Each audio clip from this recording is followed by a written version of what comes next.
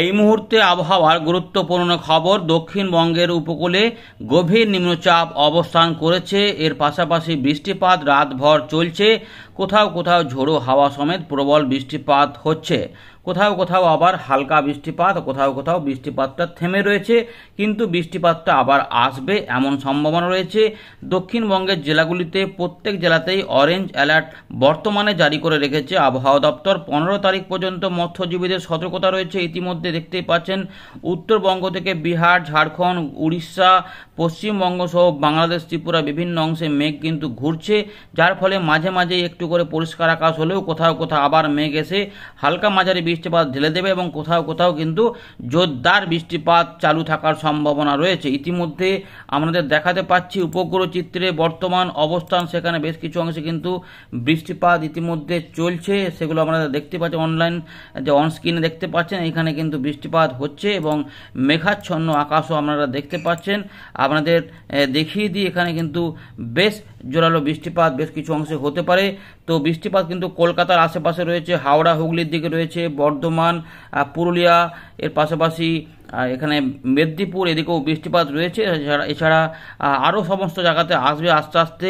চট্টগ্রাম, বরিশাল, খুলনা, ত্রিপুরা, সিলেট, ময়মনসিংহ, এর পাশাপাশি উত্তরবঙ্গ সহ বিহারের দিকে মেঘাচ্ছন্ন আকাশ।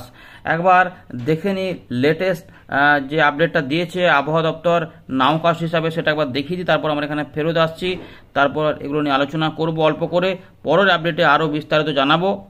আমরা একবার দেখে নিই নামকাশটা। তো উত্তরবঙ্গের জেলাগুলিতে হলুদ সতর্কতা রয়েছে, কিন্তু গাঙ্গেয় পশ্চিমবঙ্গের সমস্ত জেলাতেই রয়েছে অরেঞ্জ অ্যালার্ট। এখানে বৃষ্টিপাতের সম্ভাবনা অনেকটা বেশি রয়েছে, তাই 48 ঘন্টা পর্যন্ত সময়ের মধ্যে এখানে কিন্তু বৃষ্টিপাত হবে। বিভিন্ন সময়ে কিন্তু থেমে থেমে হবে, একসঙ্গে সবসময় বৃষ্টিপাত হবে না, কিন্তু মেঘলা আকাশটা বজায় থাকার সম্ভাবনা থাকবে। সঙ্গে কোথাও কোথাও কিন্তু ঝড় বইতে পারে 35 থেকে 40 কি 45 কিলোমিটার গতিবেগে।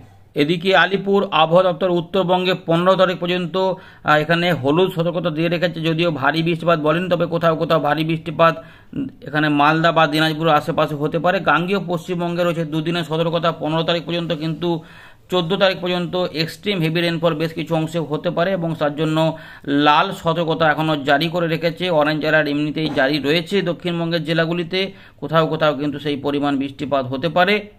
তো আমরা চলে এলাম উইন্ডির লাইভ স্ক্রিনে। মেঘাচ্ছন্ন আকাশ, এইটাতে কিন্তু শক্তি বৃদ্ধি হয়ে যখন গভীর নিম্নচাপে পরিণত হয়েছে, তার ফলে এবারে দেখুন বৃষ্টিপাত কীভাবে হবে অল্প করে বলে দিচ্ছে। এই যে গভীর নিম্নচাপ দেখতে পাচ্ছেন, উপকূলবর্তী এলাকাগুলিতে ঝোড়ো হাওয়া রয়েছে, দমকা হাওয়া মাঝে মাঝেই পাবেন।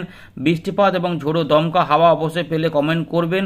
তো পশ্চিমবঙ্গ এর উপর দিয়ে এটা ধীরে ধীরে যাবে সারাদিন, তাই বাংলাদেশ এবং পশ্চিমবঙ্গের উপর দিয়ে এটা যখন অবস্থান করছে, তখন কিন্তু এখানে বৃষ্টিপাত এবং মেঘলা আকাশ, তার সঙ্গে দমকা ঝোড়ো হাওয়া থাকবে। 15 তারিখ পর্যন্ত এটার প্রভাব থাকবে, তারপর এটা আস্তে আস্তে ঝাড়খণ্ডের দিকে সরে যাবে। তখন কিন্তু আস্তে আস্তে আমাদের গাঙ্গেয় পশ্চিমবঙ্গে বৃষ্টিপাতগুলো ত্রিপুরা, মিজোরাম, মণিপুর, বাংলাদেশ সব গাঙ্গেয় পশ্চিমবঙ্গে কমে যাবে, যেটা মাঝখানে চলে যেতে পারে, সম্ভাবনাটা এখনও বজায় রয়েছে। এবং এর ফলে যে বৃষ্টিপাত দেখুন 18 তারিখের দিকে আমাদের এখানে বৃষ্টিপাত না থাকলেও মধ্য ভারতে বৃষ্টিপাত থাকবে, কিন্তু বর্তমানে ব্যাপক পরিমাণে কিন্তু বৃষ্টিপাতের সম্ভাবনা রয়েছে। এই যে নিম্নচাপটা রয়েছে, এটা কিন্তু আস্তে আস্তে এইভাবে দেখুন যাচ্ছে। এর ফলে কিন্তু মাঝে মাঝে দেখুন এদিকে কখনো ভারী বৃষ্টিপাত, এখানে একটু হালকা বৃষ্টিপাত, আবার এখানে একটু বৃষ্টিপাত বেড়ে যাবে, এখানে একটু কমে যাবে।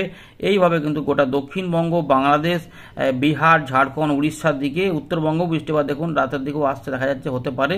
তো আলিপুরদুয়ার, কোচবিহার, জলপাইগুড়ি, উত্তর দক্ষিণ দিনাজপুর, মালদা, কোথাও কোথাও কিন্তু থকা থকা মেঘে বৃষ্টিপাত ঝমঝম করে নামতে পারে, আবার কখনো কখনো হালকা হয়ে থাকতে পারে, বা কোথাও দেখবেন যে শুধুমাত্র মেঘলা আকাশ রয়েছে, আবার কিছু সময় পরে কিছু একটু হালকা নামলো, আবার পরে একটু বেড়ে গেল। এরকমভাবে কিন্তু 15 থেকে 16 তারিখ পর্যন্ত, 16 তারিখে ধরে রাখুন যে সকাল পর্যন্ত আমরা পাবো, কিন্তু ঝাড়খণ্ডের দিকে 16 তারিখের দিকে বৃষ্টিপাত ভারী অতি ভারী হয়ে যাওয়ার সম্ভাবনা থাকবে। এইভাবে ব্যাপারটা থাকবে। পরের আপডেটে আমরা আলোচনা করব। আপনাদের এলাকায় কি হচ্ছে না হচ্ছে অবশ্যই কমেন্ট করে জানান এবং শেয়ার করে রাখুন। মৎস্যজীবীদের কিন্তু রয়েছে 15 তারিখ পর্যন্ত সতর্কতা। ধন্যবাদ।